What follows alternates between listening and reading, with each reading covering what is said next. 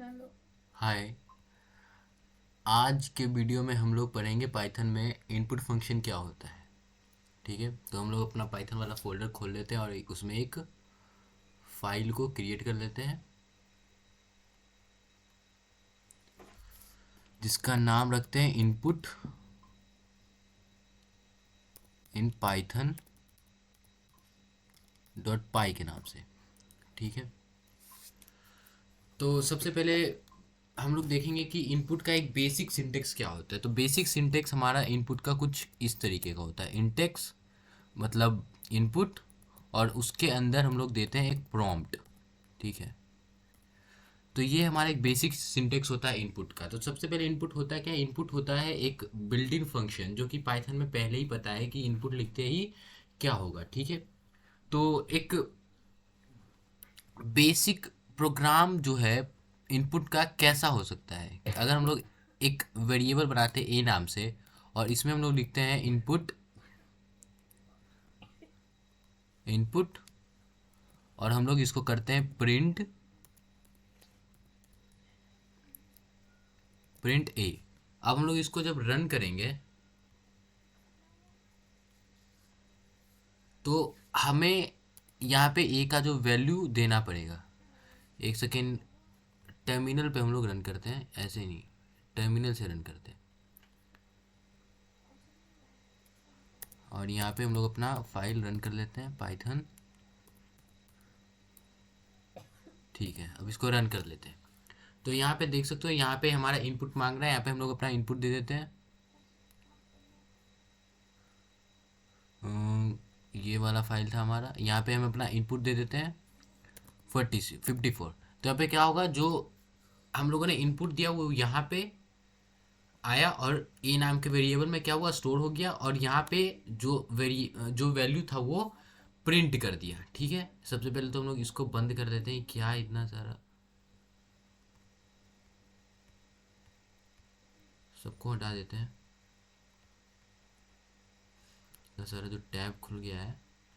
ठीक है, तो बेसिकली हुआ क्या कि जब हम लोग 54 लिखें तो वो यहाँ पे इनपुट फंक्शन में आया, और वो ए में क्या हुआ, असाइन हो गया।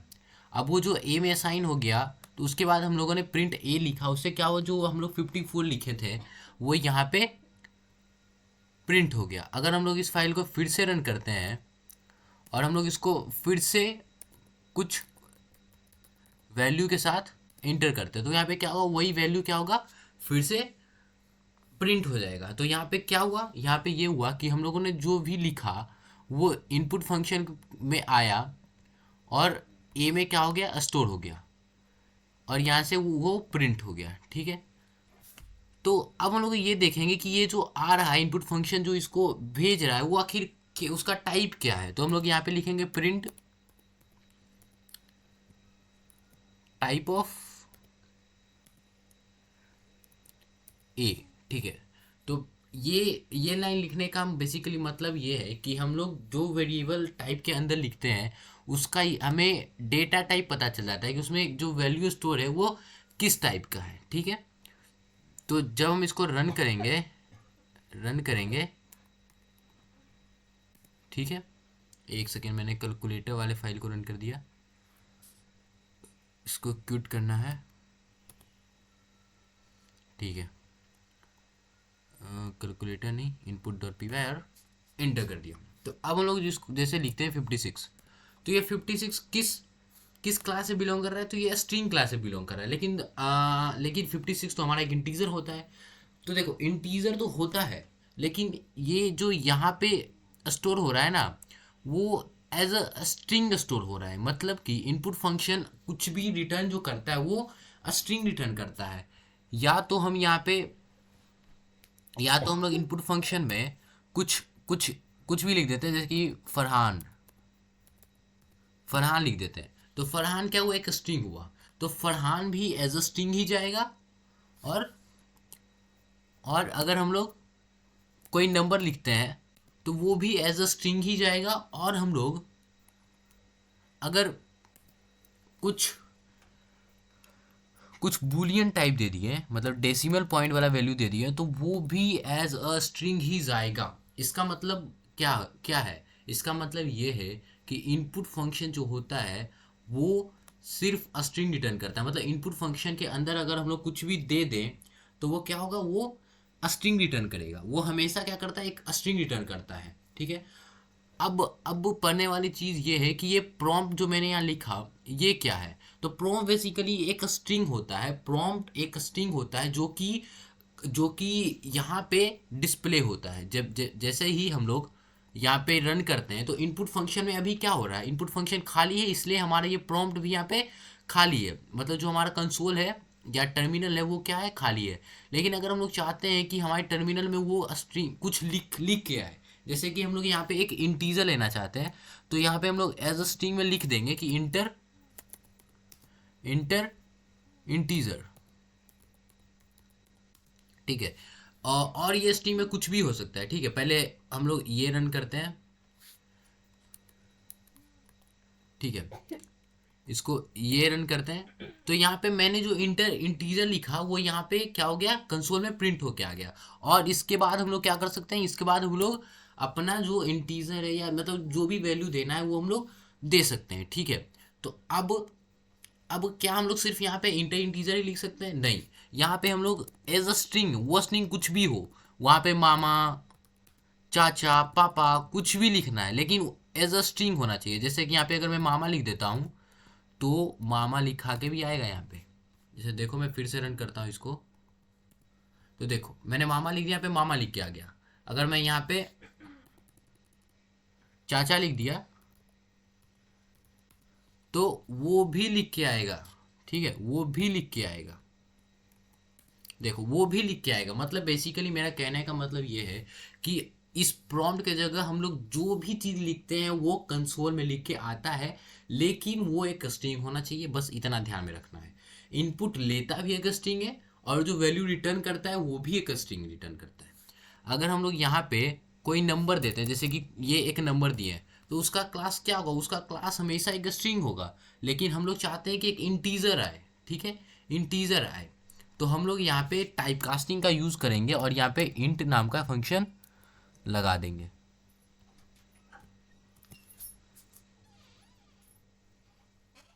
ठीक है, इंट नाम का फंक्शन क्या करेंगे, लगा देंगे। तो इससे क्या होगा, इससे ये होगा कि हम लोग जो भी यहाँ पे लिखेंगे वो जाएगा तो एज अ स्ट्रिंग ही, लेकिन वो इंटीजर फंक्शन में फंस के वो इंटीजर में चेंज हो जाएगा। ठीक है। तो अब ये किस क्लास से बिलोंग कर रहा है, वो क्लास से बिलोंग कर रहा है इंट से। अब देखो यहाँ पे हुआ क्या, बेसिकली जब मैंने ये लिखा 78590, तो बेसिकली क्या हुआ, वो इस इनपुट फंक्शन में आया। मैंने जितना हाईलाइट करा है सिर्फ उसको देखना अभी। ठीक है, वो इस इनपुट फंक्शन में आया और इनपुट फंक्शन वो 78590 को क्या करा, रिटर्न करा। कैसे रिटर्न करा, इनपुट फंक्शन हमेशा क्या करता है, एज अ स्ट्रिंग रिटर्न करता है। तो वो इनपुट के जगह क्या आया होगा, इनपुट के जगह आया होगा 78590। अब वो 78590 एज अ स्ट्रिंग था, और इनपुट इंट जो एक फंक्शन है वो क्या करेगा, 7850 जो स्ट्रिंग है उसको इंटीजर में चेंज करके ए नाम के वेरिएबल में कर देगा स्टोर। और यहाँ पे जब मैंने टाइप ऑफ ए करा तो वो, अब तो टाइप ऑफ ए क्या था, स्ट्रिंग था, मतलब इंटीजर था, क्योंकि इंट फंक्शन ने उसको इंटीजर में चेंज कर दिया। तो यहाँ पे टाइप ऑफ ए हमारा क्या आ गया, क्लास ऑफ इंट आया। ठीक है, इतना क्लियर है? ठीक है। तो अब हम लोग एक प्रोग्राम लिखते हैं, कुछ ऐसा, num1 is equal to input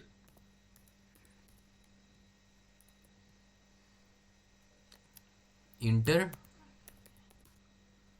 first number. ठीक है, एंड मैं यहाँ लिख देता हूँ इंटर सेकेंड नंबर, और यहाँ पे num2 कर देता हूँ। ठीक है, अब मैं यहाँ पे क्या करता हूँ, यहाँ पे मैं लगा देता हूँ प्रिंट num1 प्लस num2, ठीक है। और इसको मैं कर देता हूँ कमेंट आउट, ठीक है। अब मैं जब इसको रन करूँगा, मैं इसको क्या कर देता हूँ, इसको तो मैं बंद ही कर देता हूँ, इसका तो मैं यूज़ ही नहीं कर रहा हूँ। और मैं यहाँ पे इंटर करता हूँ, तो ये बोल रहा है इंटर फर्स्ट नंबर, तो मैं यहाँ पे इंटर फर्स्ट नंबर 5 लिख देता हूँ और इंटर सेकेंड नंबर में 3 लिख देता हूँ। तो यहाँ पे बेसिकली num1 लिखना है मेरे को, num1, ठीक है। अब मैं चलाता हूँ, वेरिएबल का नाम ही मैंने गलत लिखा था इसलिए एरर आ गया, ठीक है। अब मैं यहाँ पे 5 लिखता हूँ और इंटर करके 5 लिखता हूँ, ठीक है। तो यहाँ पे 55 प्रिंट हो रहा है। ऐसा क्यों हो रहा है 55 प्रिंट? तो ऐसा इसलिए 55 प्रिंट हो रहा है क्योंकि मैं जब यहाँ पे 5 लिखा ना, मैं जब यहाँ पे 5 लिखा तो यहाँ पे ये 5 ही गया, लेकिन वो इंटीजर नहीं गया, वो स्ट्रिंग गया, ठीक है। वो इंटीजर नहीं गया, वो स्ट्रिंग गया। और और जब मैं सेकेंड टाइम में, मतलब सेकेंड वाला नंबर में मैंने जब 5 लिखा, तो यहाँ पे आया तो 5 ही, लेकिन वो इंटीजर नहीं, वो एज अ स्ट्रिंग 5 आया। तो यहाँ पे जो कॉन्केटिनेशन, मतलब जो दोनों जुड़ा, वो इंटीजर नहीं जुड़ा, वो नंबर नहीं जुड़ा, वो बेसिकली दो स्ट्रिंग जुड़ा, ठीक है। वो बेसिकली क्या हुआ, दो स्ट्रिंग जुड़ा। अगर मैं प्रिंट करूं type of num1, type of num1 and type of num2, तो देखो मैं यहाँ पे फिर से प्रोग्राम को रन करता हूँ और मैं 5 लिखा और सेकेंड टाइम में 6 लिखा। तो यहाँ पे देखो दोनों जो हमारा वेरिएबल है, दोनों इंटीजर नहीं है, दोनों स्ट्रिंग है, क्योंकि इनपुट हमेशा एज अ स्ट्रिंग को पास करता है। तो अगर मैं यहाँ पे जो स्ट्रिंग है उसको इंटीजर में चेंज कर दूँ, इंटीजर में टाइप कास्ट कर दूँ, ठीक है। यहाँ मैं क्या करता हूँ, इंटीजर को मैं टाइप कास्ट कर देता हूँ।